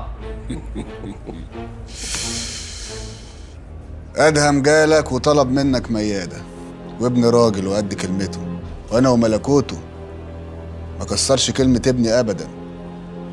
فتعالى بقى نجيب العيال على جنب ونخلي اللي بينا طالما هو عايز وهي عايزة وانت قلت له خلي ابوك يجيني، فديني جيت لك اهو يا عم، وبطلب منك ايد ميادة لابني أدهم. عارف يا جرحي، وعرض اختي انا الف الدنيا دي كلها بصباعي الصغير ده، واجي عندك انت وقدامك واتلخبط في جدول الضرب. دايما بتعمل اللي انا ابقى متاكد ان انت مستحيل تعمله. انا لما قلت لادهم ابعت ابوك، اخر حاجه كان ممكن اتخيلها ان انت تتحرك من مكانك او تيجي، وعلى بلاطه كده ما كنتش عاوزك تعملها عشان تبقى المشكله عندك انت مش عندي. وانت بتحب الكلام الكتير ليه والمروح والمجي؟ ما السلكان مفيش اشد منه، وزنت الراجل المجي في العدل. تعالى يا عم مرة واحدة في حياتك في العدل. الله، بلاش تكسر قلب بنتك يا جباس. ما انا وانت والسبتية كلها عرفوا خلاص ان العيال بيحبوا بعض. بص، متهيألي ان مفيش حاجة ممكن تحصل لي في حياتي تسعدني اكتر من ان انا اقول لك دلوقتي لا. لا يا جرحي، ما عنديش بنات للجواز. اصل انا مش هاخد لبنتي واحد ابوه سوابق.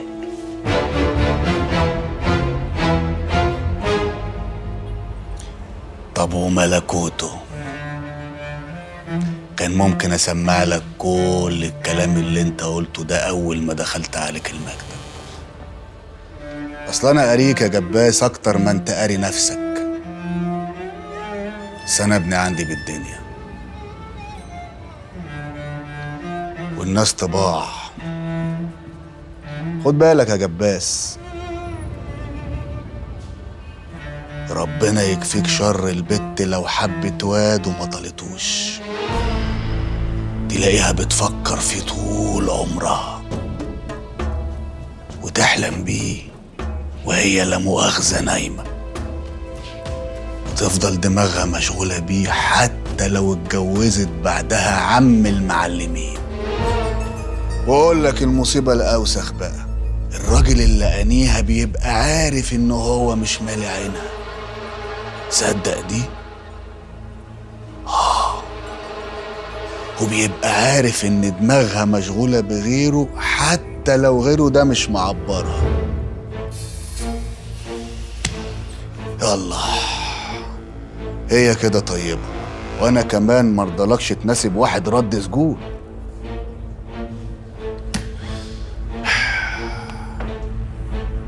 سلام يا حبوب.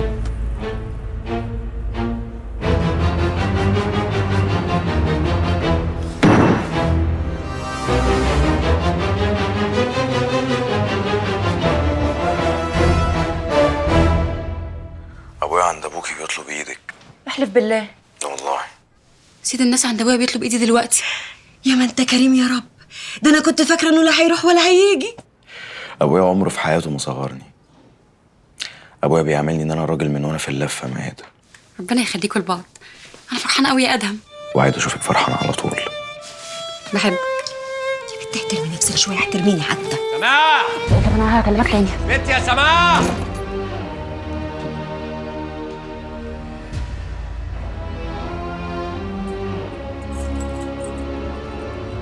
الجرح جالي وطلب ايد ميادة لابنه ادهم. بتتكلم بجد؟ الف بركه، الف مليون مبروك. هو ايه اللي 1000 مليون مبروك؟ مرضتش طبعا. الجبس ما بيناسبش اي حد.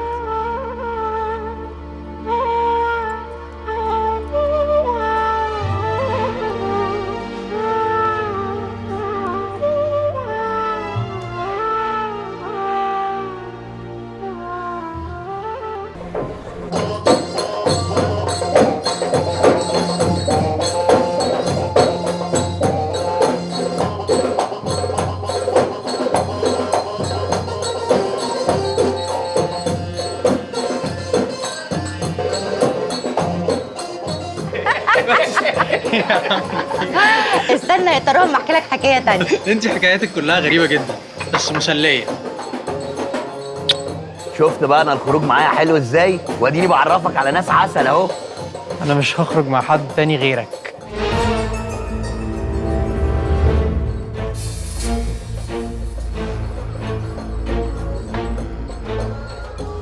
طب انا ثواني وهرجع لكم، خلي بالك منه يا وز. في عينيا يا اخويا.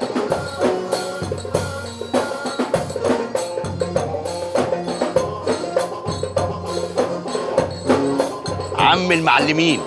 اقعد يا عصام.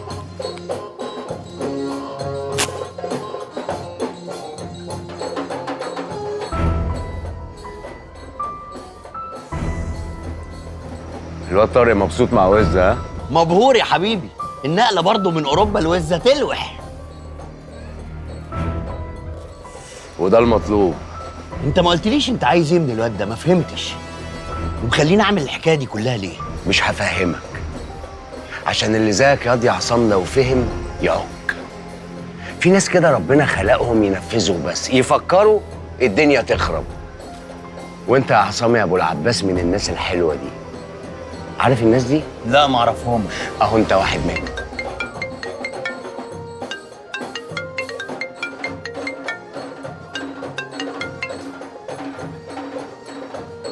ايوه وعد، انا خلاص ظبطت الموضوع بتاع المنتج ده.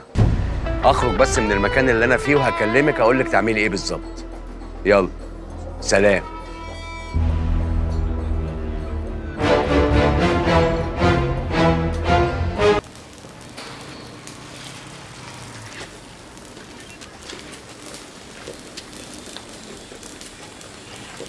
يا ام ادهم،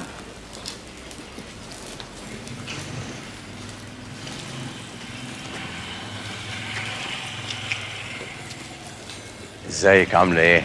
بخير. والله انا خايف الجرح يكون زعلان مني. ويزعل منك ليه الجرح؟ اكمني يعني لما جالي لحد عندي عشان يطلب ايد بنتي الادهم انا ما رضيتش. معلش حطوا نفسكم مكاني، اصل النسب ده ما فيهوش هزار وانت اكيد عارفه. ما يرضيكيش يعني ان البت في الرايحه والجايه يتقال لها يا اللي حماكي رد زبون؟ ينفع؟ ما ينفعش. عملت خير والله، اصل انا ولا هو على هوانا الحوار. ادهم بس هو اللي شبطان، وبيني وبينك كده انا معرفش البت بنتك مشبطاه ازاي وبايه. بس مش هو ده المهم دلوقتي. المهم تفهم سماح تسك على الحوار، اصلها منزلاني ومقابلاني وكان ناقص تحب على ايدي علشان امشي الدنيا، فيا ريت تعقلها عشان كده تبقى بتصغرك وبتدلل على البنت.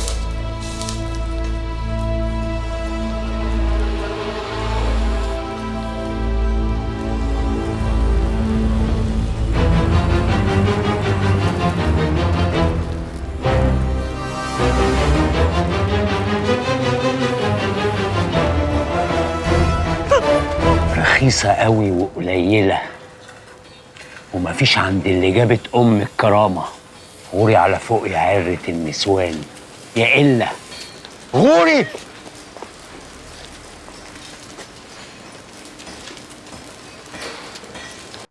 قلبه ما فيهوش بقرش ساخ حنية يا أم. والواد أدهم ما عجبوش اللي حصل مع أبوه وسابها وما ردش عليها. ما احنا غلطانين، خدنا الجباس على مشامه كده وفي حموتها. يعني يعرف من وسط الحاره ان البت ماشيه مع الواد، وبنتك البجحه تقف عينها في عينه وتقول له بنحب بعض. راجل عنده نخوه وبيغير على اهل بيته. كان المفروض نستنى عليه شويه يهدى ياخد نفسه وبعدين نكلمه. انت لسه بتدافع عنه ياما، حرام عليكي. الراجل ده مش هيرتاح الا لما يموتني انا وبنته بقهرتنا. طب البت اللي جوه دي مش صعبانه عليكي؟ ها؟ حماتي عندها حق بصراحه يا سماح. سيبي المعلم ياخد ويدي مع نفسه وبعد كده كلميه. واطمني يا اختي، ادهم باين عليه طالع زي ابوه لما بيحب بجد. اللي بيحبه ما بيطلعش من قلبه لا بطبل بلدي ولا زار. يعني ايه الجرح لما بيحب حد ما بيطلعوش من قلبه؟ يا خبره انت اللي محساني معاشره الجرحي وحافظاه ومذاكراه، وانت يا بت لسه مستجده علينا وكل اللي تعرفيه شويه حواديت وحوارات. انت بترمي على فتحيه ولا تقصدي ايه بالظبط؟ حقك عليا يا سماح، انا غلطانه يا اختي اني بواسيكي. لا تواسيني ولا تهببيني، لسانك جوه بقك واقطمي، تمام؟ انا هسيبكم في العكعكه اللي انتوا فيها دي واروح اشوف جوزي عشان مش مبطل زن. سلام.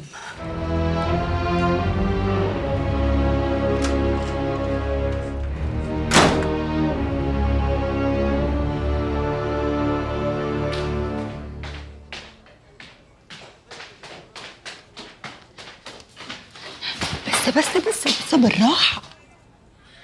يخرب بيت الطلة، وانتي نازله يا بت على السلم كده عامله زي الفرسه الضيقه.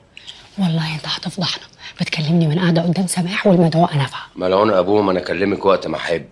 هو انا ليا كبير يا بت ولا ايه؟ فشر، ده انت الكبير ومفيش كبير غيرك، بس مش هتهدى غير لما تفضحنا يا كبير. بصراحه كنت قاعد زهقان كده، رحت مارش حبتين جوز الطيب، فطلبت معايا مسكت التليفون وكلمت. يخرب بيت جوزة الطيب اللي هيودينا في داهيه. لا اوعي اوعي تغلطي في جوز الطيب، اياكي، ده انا مسميه الباشا. لا ما انت ما محتاج، انت كده كده باشا البشوات. عارف، بس يعني البحر يحب الزياده، وجوز الطيب بقى جايباني انك تسبقيني على شقتنا وتلبسي لي قميص النوم البنفسجي اللي انا بحبه وترقصي لي على اغنيه عملتي ايه يا زمن لرمضان البرنس.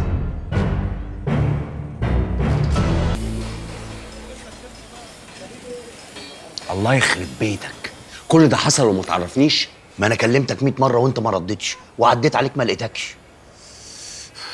كنت مشغول يا عم، ما كنت تبعت رساله، الرساله كانت هتقول لك لا يعني. واديك عرفت اهو، الواد ابن الجزمه كان هيروح فيها، وانا والله العظيم قلت انا خلاص رحت في داهيه.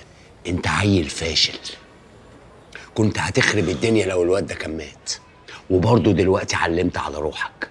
ما كنت تتابع الحكايه عادل يا عم انت، ما هو اللي يعمل حاجه يعملها صح يا ما يتنيلش يعملها. وانت يعني كنت عايزني اتابع الموضوع ازاي؟ اروح مع طارق ووزه البيت اقعد لهم في الصاله رافع الاريال؟ ما تقول كلام يتعقل يا عم جباس. كنت رحت وقعدت معاهم في الصاله ورفعت الاريال عادي، ده شغل، مش احسن مكان الواد يموت؟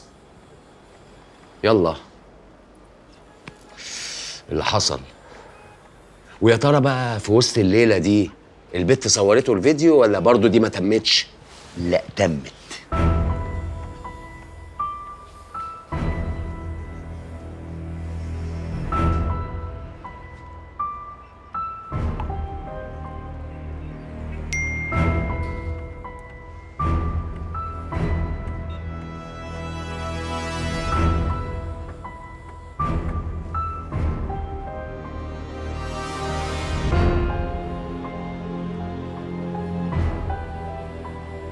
عسل.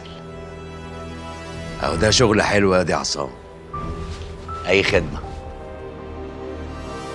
انا بتكلم على الشغل اللي البت والواد عاملينه، انت مال اهلك انت.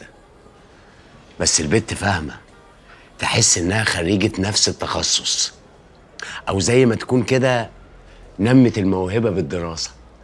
هو انت عايز الفيديو ده في ايه يا معلم جباس؟ ما ترسيني. هقول لك المعتاده طالما بتحب تسمعها. مالكش فيه، ما يخصكش. هو انا هفضل مقضي عمري معاك ما يخصكش ومالكش فيه؟ ده انا بعمل لك كل حاجه انت بتطلبها، ولا في فلوس ولا حتى كلمه حلوه بتتقال. قصه المنجم دي انا مش عارف هي والرهن دول هيرسوا على ايه. ارحم نفسك ندب يا عصام، كله باوانه. الندب بيوقف المراكب السايره يا حبيب الجبس. واسكت بقى ما اسمعلكش صوت عشان عاوز اتفرج على الفيديو بروقان.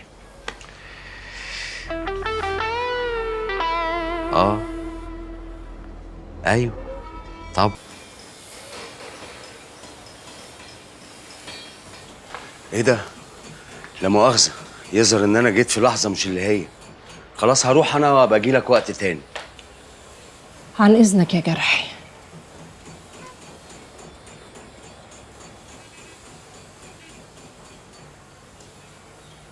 طمني عليك يا سيدي الناس كلهم الا العبد لله. عايز ايه؟ عايز سلامتك. امسك خد، امرش لك واحده ولا اتنين. ايه ده؟ جوز الطيب. خليهولك. ماشي، مع انه عرض اختي انت اكتر واحد فينا محتاجه عشان تعرف تواصل وتسد. ما انت الله اكبر عليك، معاك جوز نسوان، ام ادهم وفتحيه. الا بالحق صحيح، ليه نقلتها من المزرعه الفيلا في الشيخ زايد؟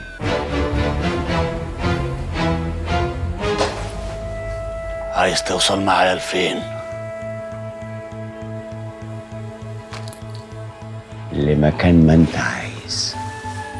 هدوس عليك، هسفلتك. وماله؟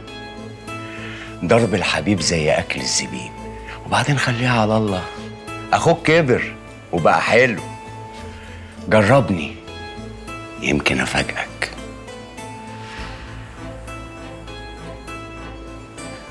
بلاش تفضل ماشي ورايا يا فاروق يا جباس وتقرب قوي، عشان فجأة همسك فرامل والبسك وادشملك النص القداماني.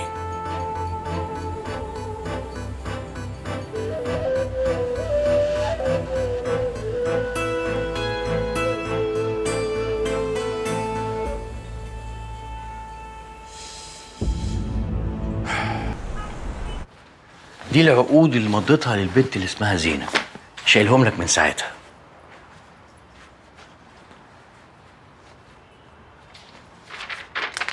بتقرا ايه يا كبير؟ عملت زي ما انت قلت بالظبط، ومضيتها على شرط جزائي 2 مليون دولار.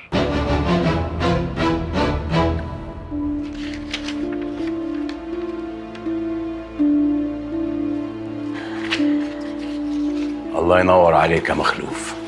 هي مين دي يا معلم؟ ده جوزها فرج علينا المطعم، وبنت غريبة وقصة تضحك، وأنا ما أقدرش أرفض لك طلب، بس عايز أفهم، أنت اديت لي 250,000 جنيه أديهم لها، أنت عاوز منها إيه؟ موتي وسمي إن حد يسأل على حاجة ما تخصهوش، بس أنت عشان حبيبي هقول لك واريحك. أنا مش عاوز منها أي حاجة، أنا عايز من جوزها. جوزها؟ وعرض أختي. سلام يا مخلوف.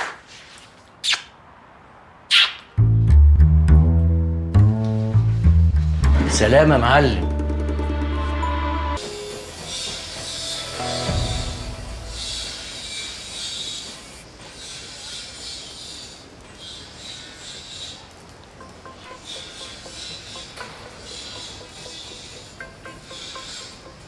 عمارة 22 ب ما تفتحش فيها البيع خالص، سيبها لي، أنا عندي صرفتها. و14 جيم تفضي لي الدور التالت كله، يلزم الجبس. عايزاك. طب امشي أنت يا باشمهندس مرزوق. أنا سمعتكم، سمعتك أنت ووعد وأنا نازلة على السلم. ليه؟ نص الرجالة خاينين، بس ليه مرات أخو مراتك؟ ليه وعد؟ ليه تخلي الوساخة أوسخ؟ سما عرفت؟ لا، بس لو عرفت هتقولها إيه؟ هتقدر تحط عينك في عينها إزاي؟ لا أحط. اطمني عليا، أنا ما بخافش من حد، ولسه ما اتخلقش اللي ممكن يجي يكسر عيني. ولو انت فاكرة نافعة انك داخلة هنا تهديني، انسي. مش فاروق الجباس. انت بجح وعينك واسعة ووسخ. بجح وعيني واسعة ووسخ. احترمي نفسك يا مرة بدل ما اديكي بالجزمة على وشك. الوسخ ده اللي لمكم من الشوارع، اللي بيتكم تحت سقف ملكم. يعني لو قلت بسم الله كلكم بره، ومش هتلاقوا غير الشارع يا نافعة يا دباغ. فاهماني؟ بقول لك ايه يا فاروق،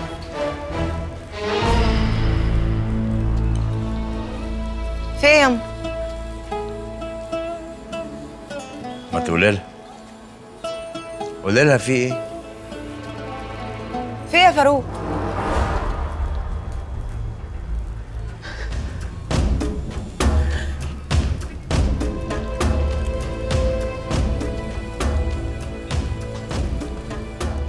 في يا فاروق؟ هو انت برضه يا سماح جيتي في لحظة وحشة. أنا وأمك كنا بنسيب بعض، فركشنا،